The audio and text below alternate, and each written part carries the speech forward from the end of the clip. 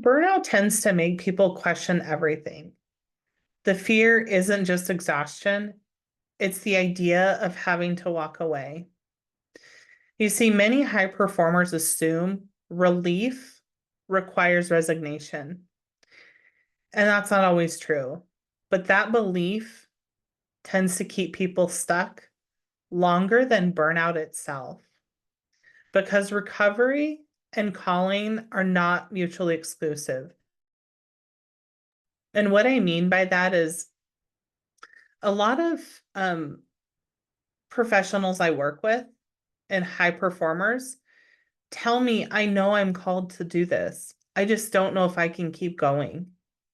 And I get that. It is hard to keep going in what you believe is your calling and you're passionate about when you don't feel like you can recover as much as you might need to recover. And so those do not necessarily need to be exclusive together. However, I do recognize that there are times they do come together because there is no other option. But let's explore the different options first, right? Like, I want to see people stay, but I 100% support if they believe and feel like they've exhausted everything. Because just leave isn't necessarily bad advice, but I want to question, is that the first step or should it be the last step? And that's an individual choice. You see, burnout follows a pattern. It's not just a job title. I have been burnt out 3 times in my career, and each time I was holding a different job. So, and a different job title. And that's where it has its patterns. Some are individual, those individual systems we've been talking about that we need to create. And some, yes, are environmental and they're about the systems in the workforce that you are trying to work within. But regardless of where or what's influencing your level of burnout, there's patterns to it, there's patterns to recognize. And changing environments without changing systems just recreates the problem. And that's really what sent me on my mission, is to help change systems, internal individualized systems and societal workforce systems. That's the only way we're going to truly get rid of burnout. But we want to pay attention to those patterns that do happen so we're not recreating the same problem. You see, high performers usually take themselves and their habits everywhere, right? So, how you typically function in one environment, you're probably functioning the same way or very similarly in another, because those habits and those ways of functioning, that's about who you are. It's not necessarily about the system. Yes, we have to try to work within it. And so, recognizing that it's important to exhaust all other options and try to create new internal systems before you just up and leave. Even though I know today there's a lot of people leaving their field to do something very random, and it's because of burnout. Because often people believe that when they escape, they can bring relief, but it doesn't bring resolution. It brings relief that's temporary. And so remembering that this is more of a strategy issue versus a courage issue. It absolutely takes courage, but it's also, and more importantly, about the strategy. It takes courage to decide, I'm going to do things different. I want to change some things about me so that at least I'm not the one causing my own burnout or impacting how burnt out I get. That does take courage, but it takes the strategies and the systems to get there as well. And so you might be wondering, what does it really take to actually heal from burnout? First and foremost, it does take rest, 100%, but rest alone is insufficient if you're in chronic burnout, because chronic burnout takes a lot longer to recover than if you've just been stressed for the past week and you rest. And so don't mishear what I'm saying, because rest is absolutely important. And I will always come back to it and include it, but it is not the only cure and the only thing for burnout. You see, recovery truly requires learning to regulate your nervous system, right? Get that nervous system to bring that stress level back down. We have to regulate that, because we talked in I think it was the first video, that your nervous system is where your stress response is activated, right? That's your survival mechanism. So we have to learn those nervous system regulation skills. We also might need to do some identity recalibration. And so, for example, on this one, I'll share a little bit more of my own leadership journey, because this is the best example I have for the identity one. I learned that the attachment style that I have, which is more of an avoidant, anxious avoidance style, I tend to say yes more. But as I recovered and I worked on that attachment style, and I worked on, it's okay, I don't always have to be there, right? A lot of people say it's fear of missing out. I'm shifting my identity to say, it's okay. I am who I am, and I'm happy with who I am. And that comes with, I don't have to be the yes person. I don't always have to be the reliable one. I can step back. And so sometimes we have to look at our identity, where our identity comes from in our spirit, and how we see that and how we walk that out every day. We can recalibrate that. And that's part of recovering from burnout. We also have to consider that we have to sometimes rebuild our capacity, which means we have to pull back. And I've had leaders I've worked with who've held multiple positions at the same time. And it's, okay, what can you give up so that you can create more capacity, right? Sometimes we have to go back to the baseline and let quite a few things go, so we can come back up with more capacity on the pieces that you're really passionate about. So we want to work on building that capacity. You don't always need to abandon your purpose to recover. And that's really what I want you to hear in today's video. You can still stay connected to your purpose. Yes, it might come with some shifts, some boundaries, but it doesn't have to. It can come with a pause from your purpose for a period of time, and you can always step right back into it. But remember, you can recover and still stay in your purpose, because that's important. When we feel like we're doing our purpose and we're passionate about it, it will help recover.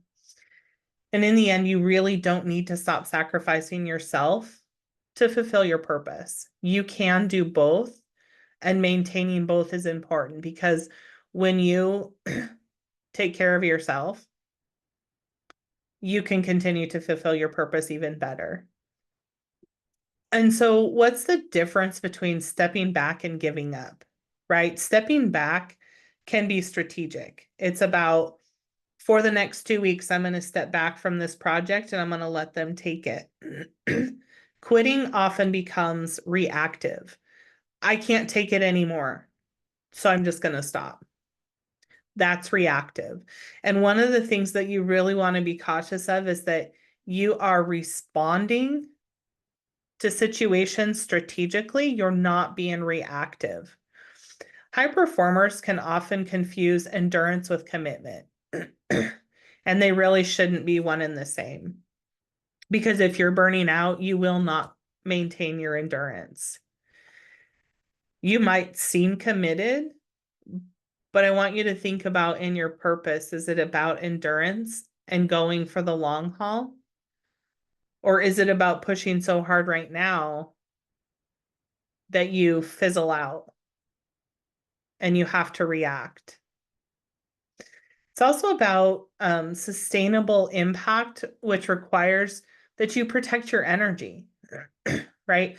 There's a lot of conversations around energy, and energy meaning, how much energy do you have to get through the day, right? People talk about how many spoons do I have, which is very common with chronic illness and autoimmune diseases. I only have 6 spoons when the other people in my family start the day with 10. Like that's a discrepancy. And so it's knowing how much energy you have and what you need to do so that you can sustain. Recovery, it's also about recovery restores clarity, not complacency. So the way your brain functions is I mentioned in one of the previous videos, right? It's not designed to jump from one task to the next to the next. It is designed to focus in on one task so you can have complete clarity in thought in what you're doing. And so recovery will restore that. And when you work on building all of these things in, right? Working on the identity, working on your capacity, working on how you set boundaries, you're going to be able to stay in your calling. And you can still change how you carry it, right? But you don't have to abandon it. So, what does true recovery look like when you stay, right? There is, I think, similarities if you leave, which is okay too. But again, today we're talking about how to stay because I want people to see that you can stay if you need to. So, what does that recovery look like? Well, first of all, it looks like are you redesigning your workload instead of abandoning, right? So, are you readjusting how you do things so that you can continue to have that energy to do it? And so, what this could look like is are you scheduling projects according to where you have the capacity and the bandwidth to do it? Or are you trying to do them all at one time? Think about, do you need to reestablish boundaries that support leadership and focus? So sometimes you might have started to fall into the boundary free zone. Maybe you just need to reestablish a few boundaries and you'll start to get your focus back. What do you do that helps you rebuild energy while still feeling like you're contributing to what you're doing? Now, what rebuilds energy is different. It's individualized for every person. The most common ones we hear about is working out every day, meditation, going hiking, going on vacation. All of those things are wonderful. But you have to think about for you what rebuilds your energy. And maybe during the workday, it's about taking some short breaks or making sure you take that lunch break, right? High performers tend to ditch the lunch break to keep working. And maybe that's all you have to do is bring that back. So think about for you what you can do that in small increments, right? That rebuilds your energy. It can also be about shifting from over functioning to aligned performance. So if you feel like you've taken on a lot of projects, a lot of hats, right, as a leader, are there ones that don't align with who you are, with what you believe your purpose is or your identity? That you can have conversations about realigning that so that your performance is aligned and then you're not over functioning. Because remember, progress happens without burning bridges or identities. So you can make progress, but you want to maintain that communication and maintain who you are because you can do that. And understand that support will escalate your recovery process. We don't get well when we're isolated from other people. And that's where self-recovery tends to keep you stuck in an insight loop. You're just stuck within yourself, and all you see is what you're feeling. So, support is important. Burnout can often narrow your perspective and your options. And having the support of people around you. So this can be family, this can be friends, it can be coworkers who can help you see the things you're not seeing that are going to help you start to recover. It takes other people, right? They say with kids, it takes a village to raise a kid. Well, it takes a village to stay healthy because we're designed to be social. So know that your support system might be able to help you see something you're not in order to recover and still stay in your purpose. And strategic guidance can shorten that recovery curve, right? If you keep pushing and pushing and pushing to try to do it yourself, you're just going to feel like all you're doing is hitting that brick wall. And so when you reach out for that guidance and then you start to think more strategically or have somebody who's helping you think strategically, that strategic guidance can get you there quicker because it's also somebody who might help you stay accountable to make the changes you want. Because the reality is you don't necessarily need more information. You just need an individualized strategy. And I hear this all the time. I have people say, that's all you want me to do, Deidre? Yes. Because the reality is, if I give you an elaborate 10-step plan on a platter, this is here, do this and you'll recover, it's not going to happen. If you're already overloaded, that just added more. So we come back to individualized strategies. And many of them you already have inside of you. They've already worked before. We just need to find them and bring them back. And that's where your support can help. So I want you to think about support not as a failure, but as a leverage point to keep you in your purpose. And if you're struggling to know where do I find that support, I want to invite you to book a free consult. It's 30 minutes, no cost, just a chance for us to talk and let me offer you some guidance and some strategies because I want to see you succeed. This is a chance to have more clarity, but it's not necessarily a commitment, right? It's just a space to help you determine in what ways burnout recovery is possible before you decide to walk away. Because I know there's a lot of people I've talked to and I've helped who are at the point of being ready to walk away. And so the consult it's no pressure. It's just an assessment and I want to offer some guidance. And so if that interests you, go to abundantwellnessessentials.com/consult and let's chat because I want to see you recover. This is a chance to clarify what personal direction you need to go in, right? It's not giving you that elaborate plan. It's saying, where are you at? And what is one thing that you've been thinking about that maybe needs to happen? And let's come back to that. Because you can reclaim your energy and confidence, right? So remember, getting the insight becomes integration. We start with awareness and insight, and then we can have action so it becomes integration in life. Because burnout doesn't mean you chose the wrong path. And I'm in a bet for majority of you, you didn't choose the wrong path. It just feels that way right now. But it means that the path you're on does need some restructuring, just some adjustments. But you don't have to quit to heal.